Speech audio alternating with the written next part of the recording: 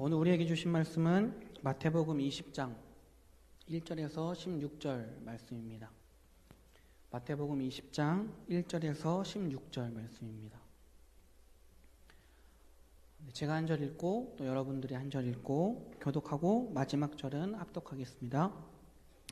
천국은 마치 품꾼을 얻어 포도원에 들여보내려고 이른 아침에 나간 집 주인과 같으니 그가 하루 한 데나리온씩 품꾼들과 약속하여 포도원에 들여보내고 또 제3시에 나가보니 장터에 놀고 서 있는 사람들이 또 있는지라. 그들에게 이르되 너희도 포도원에 들어가라. 내가 너희에게 상당하게 주리라 하니 그들이 가고 제6시와 제9시에 또 나가 그와 같이 하고 제11시에도 나가보니 서 있는 사람들이 또 있는지라. 이르되 너희는 어찌하여 종일토록 놀고 여기 서 있느냐. 이르되 우리를 품꾼으로 쓰는 이가 없음이니이다. 이르되 너희도 포도원에 들어가라 하니라.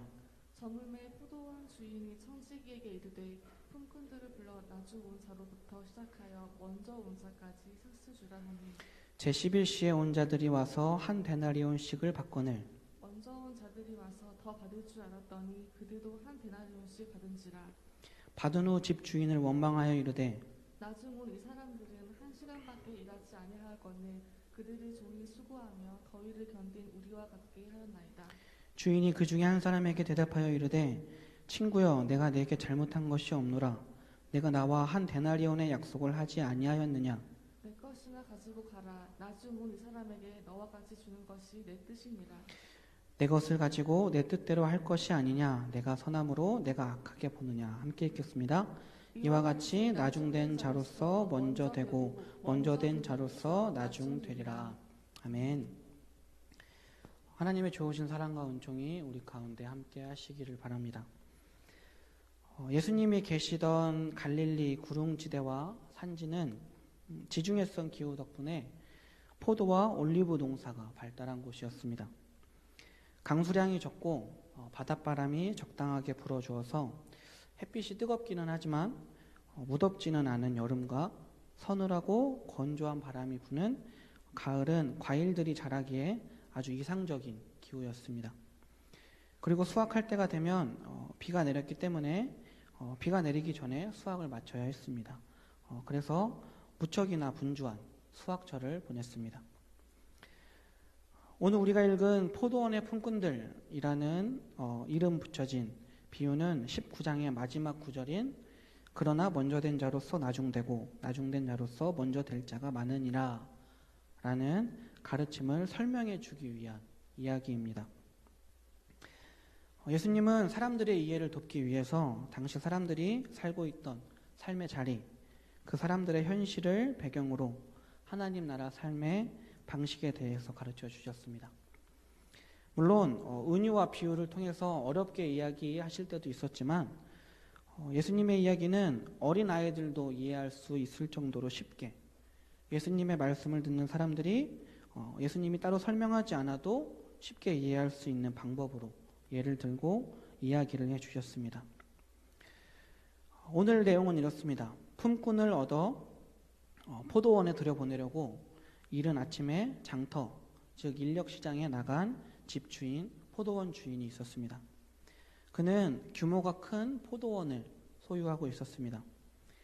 비가 오기 전에 빨리 포도들을 수확해야 했기 때문에 많은 노동력을 필요로 했습니다. 이른 아침 집주인은 거리에 나가서 일꾼들을 자기 포도원으로 불러들였습니다. 그들에게 한 데나리온을 하루 품삯으로 약속했습니다. 그리고 아침 9시쯤에 또 나가보니 장터에 놀고 서 있는 사람들이 있었습니다. 많은 일꾼들이 필요했기 때문에 집주인은 그들도 불러서 포도원에 들어가게 했습니다. 그리고 그들에게는 상당하게 주리라 라고 약속했습니다. 표준 세번역에서는 적당한 품삯을 주겠다 라고 번역되어 있습니다. 12시와 오후 3시에도 장터에 나가서 사람들을 불러보았습니다. 집주인은 그들에게 또 오후 5시에도 집주인은 거리로 나가서 종일토록 놀고 서 있는 사람들을 불러보았습니다. 집주인은 그들에게 너희는 어찌하여 종일토록 놀고 서 있느냐 라고 물어보자 그들은 아무도 자기들을 품꾼으로 써주지 않는다 라고 대답했습니다. 해가 저물 때까지 일한다면 일할 시간이 1시간 정도밖에 남지 않았지만 집주인은 그들을 포도원으로 데리고 갔습니다. 그런데 이 이야기를 왜 이렇게 많은 사람들이 고용되기를 기다리면서 이 이야기에서 길거리에 나와 있었던 것일까요? 이 이야기를 제대로 이해하기 위해서는 이런 질문을 좀 던져야 합니다. 이 이야기를 잘 이해하기 위해서는 당시 삶의 자리가 어떠했는지 좀 이해가 필요합니다. 예수님 당시에 팔레스타인 농부들은 비록 가난하고 조촐했을 망정 조상 대대로 물려받은 땅에서 자기 가족에게 필요한 것을 자급자족하며 살았었습니다. 하지만 그들의 삶은 로마 황제의 이름을 딴 도시를 세우느라 막대한 자금이 필요했던 헤롯 안티파스에 의해서 파괴되고 말았습니다. 헤롯은 돈을 조달하기 위해서 무역에 매달렸고 무역을 위해서 농부들에게 특화 작물을 재배하라고 명령했습니다. 그리고 헤롯은 갈릴리 호수를 기반으로 살아가던 어부들에게도 무거운 세금을 물렸습니다. 그물 크기에 따라서 세금을 내야 했습니다. 또 잡은 물고기를 헤롯이 막달라에 만들어 놓은 대규모 염장 공원에 헐값으로 팔아야 했습니다. 이로 인해서 농부들과 어부들의 삶은 급격하게 악화되었습니다.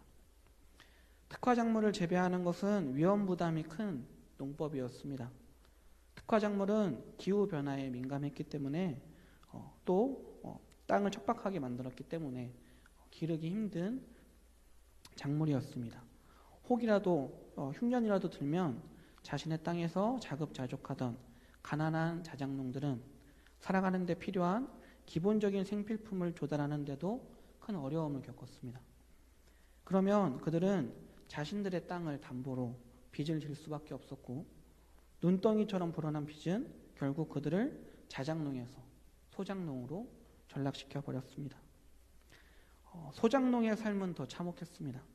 땅 주인에게 바쳐야 할 지대가 대략 수확의 35%에서 40% 정도 되었고 게다가 로마가 걷어가는 세금을 내고 종교세까지 내고 나면 손에 남는 게 별로 없었습니다.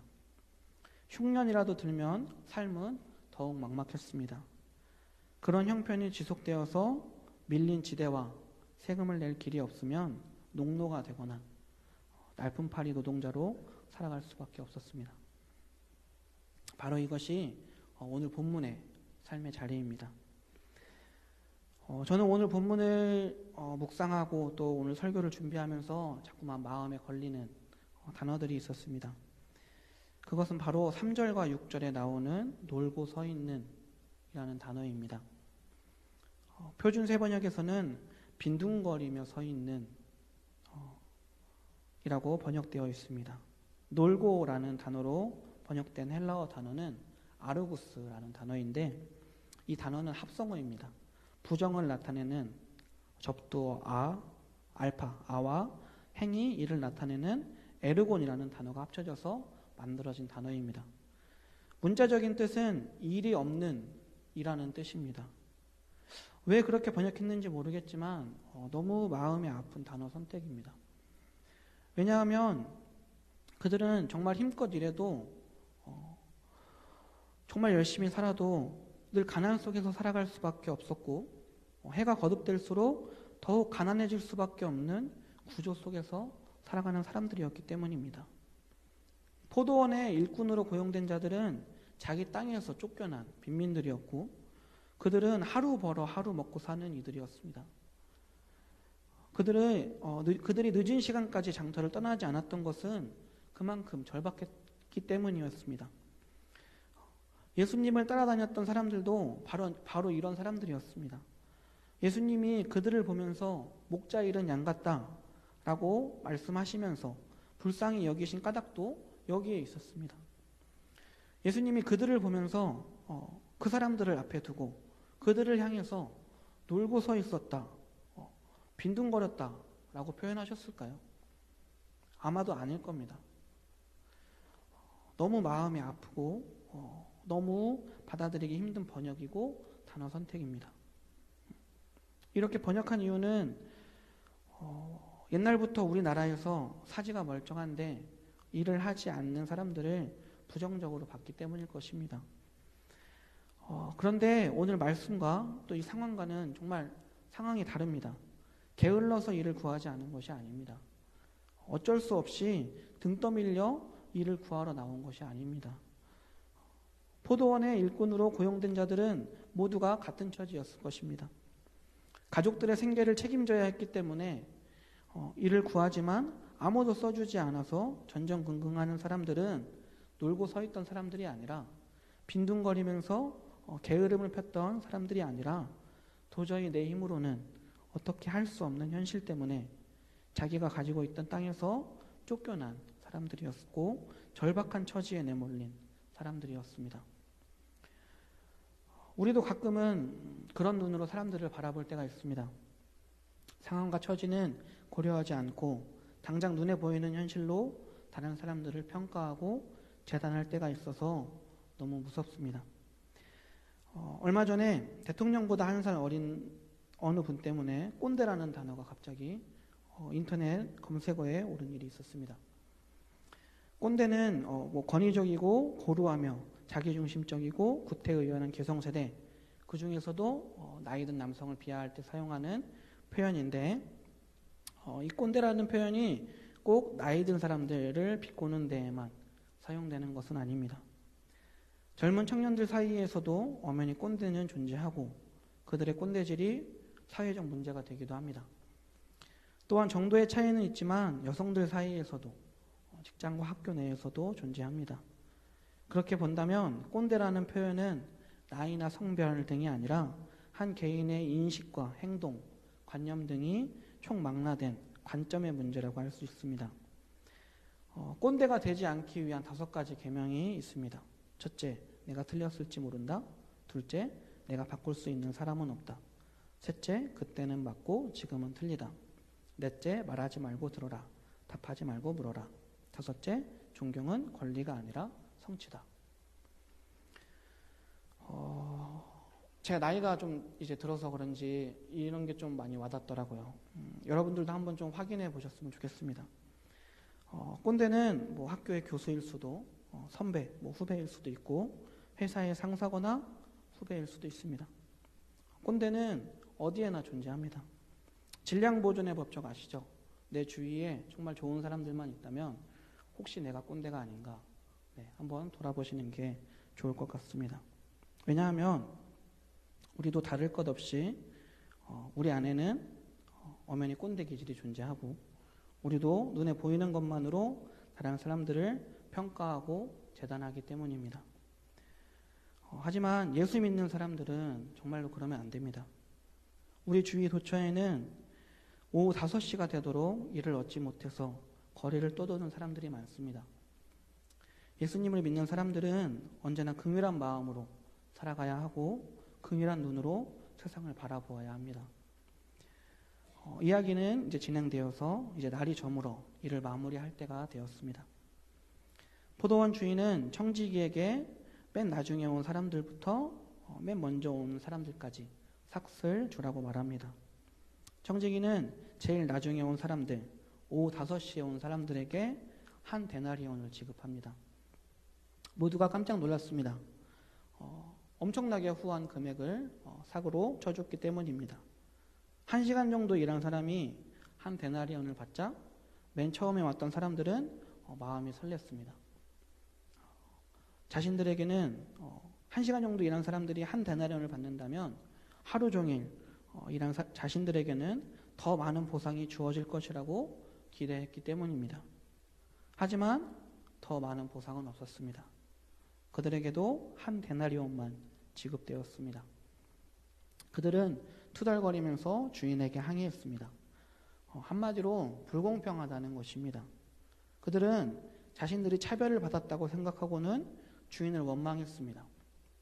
어느새 자기들을 눈여겨보고 일할 수 있는 기회를 주었던 주인에 대한 고마움은 사라졌습니다. 온종일 뜨거운 태양 아래에서 땀 흘리면서 수고했던 또 일한 자신들을 겨우 1시간가량 일한 사람들과 똑같이 취급하는 것은 형평성에 어긋난 처사이고 부당한 대우를 하면서 주인에게 불평을 늘어놓았습니다. 주인은 졸지에 부당한 사람이 되었습니다. 잠시 여러분들이 그 자리에 계셨다면 어땠을까? 한번 생각해 보십시오. 오늘의 이 이야기가 있을 법한 이야기일까요? 예수님이 들려주신 이 이야기가 일반적인 경우를 말하고 있다고 보기는 좀 어려울 것 같습니다. 요즘 인력사무소에서는 일꾼이 필요한 사람이 직접 가서 선택하기보다는 그 인력사무소의 총무가 그 일이 어떤 일인지 먼저 파악하고 거기에 적당하다고 생각하는 사람들을 추려서 보낸다고 합니다. 그렇게 일을 나가기 위해서는 보통 새벽 5시 정도에는 일어나서 준비해야 밥 한 술이라도 뜨고 갈 수 있고, 보통 현장 일은 7시쯤 시작되는데 가까운 곳은 좀 천천히 가도 되지만 멀리 있는 곳은 어쩌면 새벽 5시보다도 더 일찍 일어나서 준비하고 나가야지 그 일하는 곳에 갈 수 있습니다. 경험이 있는 사람, 기술이 있는 사람들은 다른 대우를 받으면서 먼저 추려질 거고, 오늘 말씀에 나오는 것처럼 포도원에서 추수하는 일 같은 경우에는 모인 사람들 중에 그래도 젊고 힘이 있는 사람들이 우선적으로 뽑힐 것입니다. 비리비리해 보이고 나이가 많은 사람들은 그나마 덜 힘든 일로 보내지거나 뽑히지 못합니다. 그러니까 먼저 부름을 받고 선택을 받았다는 것은 일단 건강하고 젊다는 것이고 힘이 있어 보인다는 것입니다. 먼저 부름을 받고 선택을 받은 사람들은 나중에 부름을 받고 선택을 받은 사람들보다 더 힘들고 더 많은 일을 하게 됩니다. 그러면 당연히 더 많은 보수와 보상이 주어져야겠죠. 그것이 우리가 지금 살아가고 있는 세상의 당연한 이치입니다. 이쯤에서 우리는 예수님께서 해주신 이 이야기가 하나님 나라에 대한 비유임을, 이야기임을 다시 한번 상기할 필요가 있습니다. 예수님은 이 이야기를 통해서 진정한 공평이 무엇인지 설명해 주고 계십니다. 우리는 일한 만큼 받는 것이 공정하다고 생각합니다. 하지만 주인은 노동 시간이나 노동 강도에 맞게 임금을 지급하지 않았습니다. 주인은 불평하고 원망하는 이들에게 이렇게 대답합니다. 친구여, 내가 내게 잘못한 것이 없노라. 내가 나와 한 데나리온의 약속을 하지 아니하였느냐? 내 것이나 가지고 가라. 나중은 이 사람에게 너와 같이 주는 것이 내 뜻이니라. 처음 약속한 것이 한 데나리온이었고 약속한 대로 약속을 지켰으니 주인에게는 잘못이 없습니다. 자신의 것을 가지고 자기 마음대로 하겠다는데 누가 뭐라고 하겠습니까? 삭슬 지급하는 주인이 이렇게 말하니 할 말이 없습니다. 무슨 말인지는 알겠지만 그래도 마음의 불편함이 사라지지는 않습니다. 그래도 공정하지 않다는 생각이 들 것입니다. 이야기가 진행되면서 우리는 어느새 잊어버렸지만 우리가 이 이야기에서 기억해야 할 중요한 것이 하나 있습니다. 처음부터 부름을 받은 사람이든 맨 나중에 부름을 받은 사람이든 중요한 것은 부름을 받았다는 것입니다. 불러주지 않았다면 품삯을 벌지 못했을 것입니다. 잊지 마십시오. 공정하지 않은 것이 은혜와 자비의 본질입니다. 주인은 절박한 처지에 있는 그들의 형편에 맞게 대우를 한 것입니다. 이게 하나님 나라의 셈법입니다. 오늘 우리가 구원을 받은 것은 그럴 만한 자격이 있어서가 아닙니다. 용서하시고 용납하시는 하나님의 자비 덕분입니다. 하나님은 우리의 작은 노력도 크게 여겨주십니다. 후하게 셈쳐주신다는 말입니다. 그런데도 불구하고 우리는 주님의 은혜에 대해서 불만을 가질 때가 많습니다. 우리에게는 하나님 나라 셈법이 익숙하지 않기 때문입니다. 오늘 말씀에 나오는 사람들, 포도원에 일하러 온 사람들은 다 함께 어려운 처지에 있던 사람들이었습니다. 하루 벌어서 하루 먹고 사는 같은 처지의 사람들이었습니다. 하지만 그들에게는 동료들에게 베풀어진 호의를 흔쾌히 받아들일 만한 아량도, 그것을 함께 기뻐할 인간적 깊이도 없었습니다. 오직 계산만이 그들을 지배하고 있었습니다. 그런 그들에게 예수님은 산술적인 평등함이 공정함이 아니라고 말씀하시는 것입니다. 진정한 공평은 산술적 평등이나 딱 맞아떨어지는 계산이 아니라는 말입니다.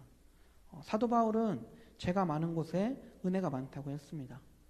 은혜는 언제나 우리의 계산을 넘어섭니다. 우리 사회의 도처에는 오후 5시가 되도록 일을 얻지 못해서 거리를 떠도는 사람들이 많습니다. 어쩌면 그 사람들의 모습이 우리의 모습일지도 모릅니다. 하나님은 그들도 당신의 포도원에서 일하기를 원하십니다. 그들의 필요를 채워주길 원하십니다. 하나님 나라의 셈법으로 우리를 도와주기 원하십니다. 물질이 중심이 된 만몬이 지배하는 세상에 사는 동안 우리 마음은 많이 강팍해졌습니다. 누군가를 돕고 생명을 살리는 일이 중심이 아니라 사랑의 중심이 아니라 산술적인 공평함, 계산적인 사고를 가지고 행동하며 살아가는 우리입니다. 이런 마음이 우리 사회를 지옥으로 만들고 있습니다. 누군가에게 주어진 사랑을 사심 없이 함께 기뻐할 줄 아는 마음이 하나님 나라의 마음입니다. 사촌이 땅을 사면 배가 아프다고 하는데 그런 의미에서 보면 하나님 나라 셈법은 우리에게 정말 어렵고 이해하기 힘든 것입니다. 하지만 우리는 우리의 삶을 하나님 나라로 만들어 가야 하고 또 그렇게 하기 위해서 우리가 극복해야 할 것은 마음의 인색함입니다. 더 어려운 사람에게 양보하고 더 힘든 사람들을 배려하는 마음이야말로 하나님 나라의 기본 재료입니다. 함께 기뻐하고 함께 슬퍼할 수 있게 될 때 우리의 삶은 하나님 나라로 변화되어 가는 과정 속에 있다 할 것입니다. 하나님 나라는 가장 절박한 처지에 빠진 사람의 공경을 해결해 주기 위해 마음을 모을 때 임합니다. 지금 우리가 살아가고 있는 우리 삶이 하나님 나라가 되기를 간절히 바랍니다. 하나님 나라의 일꾼으로 살아갈 우리에게 하나님의 놀라운 힘과 지혜와 용기와 은혜가 함께 하시기를 바랍니다. 오늘은 같이 찬양하고 기도했으면 좋겠습니다. 네. 우리 마지막에 부른 기꺼이 죽게라는 찬양이 있는데요. 네. 함께 찬양했으면 좋겠습니다. 우리 애들 다 앞으로 나와 주셔서 함께 찬양하겠습니다.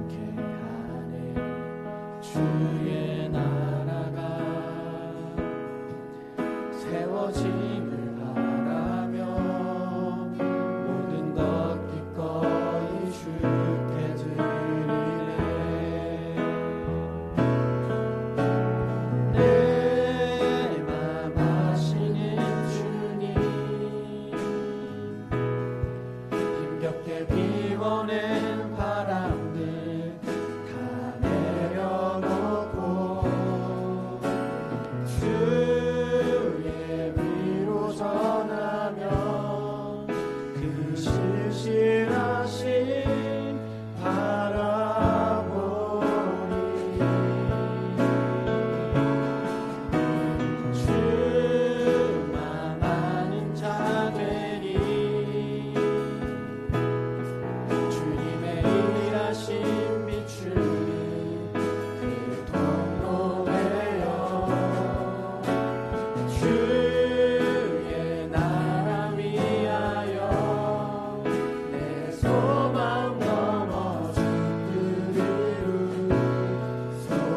처음부터 다시 찬양하겠습니다.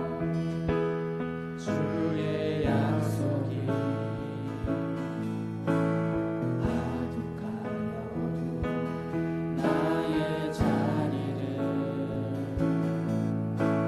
힘써 지키리. 주의 마음에 합한 자 되어 그 길 기꺼이 나 걷게 하소서. 주의 계획은 성실하시니 나의 고백은 온전케 하네. 주의 나라가 세워짐을 바라며 모든 것 기꺼이 주께 드리네. 내 맘 아시는 주님, 힘겹게 비워낸 바람들 다 내려놓고 주의 위로 전하며 그 신실하신 바라보리.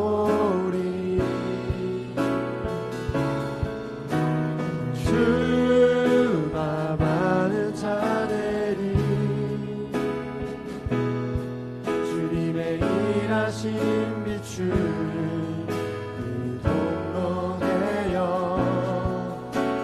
주의 나라 위하여 내 소망 넘어 주뜻 이루소서. 주마 많은 자들이 주가 많은 자들이 주님의 일하신 비추는 그 통로 되어 주의 나라 위하여 내 소망 넘어 주뜻 이루소서.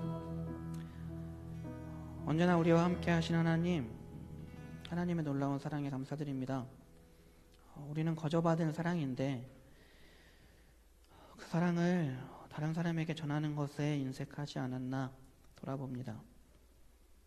오늘 우리가 구원을 받은 것은 나한테 그럴 만한 자격이 있어서가 아니라 용서하시고 용납하신 하나님의 자비 덕분인데 우리는 그것을 잊고 살 때가 참 많았습니다. 감사보다는 우리의 기준과 잣대로 불공평하다고 불평할 때가 더 많았습니다. 하나님 나라의 자녀라고 고백하면서도 우리의 삶을 하나님 나라로 만들어가는 것에 힘쓰기보다는 세상적인 가치를 쫓고 부자가 되는 데 힘써 왔음을 고백합니다. 오늘 우리가 찬양한 대로 부디 우리와 함께 해주셔서 우리가 우리의 삶과 우리의 주의를 하나님 나라로 만들어가게 하시고 하나님의 뜻을 온전히 이루는 삶을 살아가게 하옵소서. 우리를 사랑하시는 예수님의 이름으로 감사하며 기도드립니다.